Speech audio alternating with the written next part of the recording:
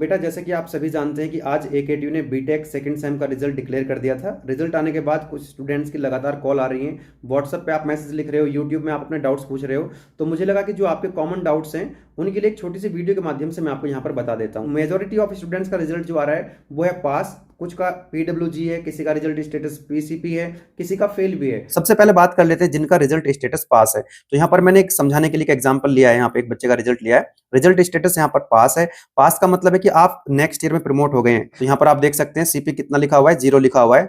CP मतलब carry paper, यानी कि बैक पेपर 0, यानी कि आपको अब कोई भी कैरी पेपर, कोई बैक पेपर आगे नहीं देना है। और जिन स्टूडेंट्स का रिजल्ट स्टेटस आ रहा है पीडब्ल्यूजी, पीडब्ल्यूजी का मतलब होता है पास विद ग्रेस। आपको ग्रेस मार्क्स देकर के पास कर दिया गया है, नेक्स्ट ईयर में आपको प्रमोट कर दिया गया है। इस पर्टिकुलर सब्जेक्ट में एक बच्चे के मार्क्स है 16, तो 16 मतलब यहाँ पर 21 मार्क्स चाहिए होते हैं पास होने के लिए एक्सटर्नल में, अगर उसकी उस सब्जेक्ट में इंटरनल बैक ना लगी हो। तो यहाँ पर 16 और 5 21, 5 नंबर कम है, तो यहाँ पर इसको जो है ग्रेस मार्क्स दे दिए गए हैं इस पर्टिकुलर सब्जेक्ट में। और जिस सब्जेक्ट में आपको ग्रेस मार्क्स मिलते हैं उसके सामने ई हैश लिख दिया जाता है, ठीक है।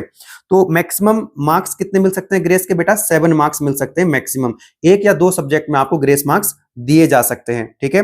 अब कुछ स्टूडेंट्स का यहाँ पर ये डाउट रहता है कि सर हमको पीडब्ल्यूजी स्टेटस नहीं चाहिए, हमको ग्रेस मार्क्स नहीं चाहिए, तो आपको इसको क्या करना पड़ेगा? इस जो ग्रेस मार्क्स यूनिवर्सिटी ने आपको दिए हैं, आप एक एप्लीकेशन लिख सकते हैं, एक एफिडेविट लिख सकते हैं, अपने कॉलेज में सबमिट कर सकते हैं, रजिस्ट्रार ऑफिस में बोल सकते हैं कि हमको नहीं चाहिए आपके ग्रेस मार्क्स, हम इसका कैरी पेपर देंगे। यानी कि उस सब्जेक्ट में फिर आपकी बैक काउंट हो जाएगी, यानी कि सीपी 1 हो जाएगा। और फिर आप एग्जाम फॉर्म भर सकते हैं आने वाले अपकमिंग सेमेस्टर्स में और उसका एग्जाम दे सकते हैं, कैरी पेपर को आप निकाल सकते हैं। दैट इज योर चॉइस, ठीक है। पीडब्ल्यूजी स्टेटस अगर है तो आपकी मर्जी है, आप आगे पेपर देना चाहें या ना देना चाहें, कोई दिक्कत वाली बात नहीं है। जिन स्टूडेंट्स का रिजल्ट स्टेटस है पीसीपी, पीसीपी का मतलब है पास विद कैरी पेपर, यानी कि आप भी नेक्स्ट ईयर में प्रमोट हो चुके हैं, आप भी पास हो चुके हैं लेकिन कैरी पेपर के साथ।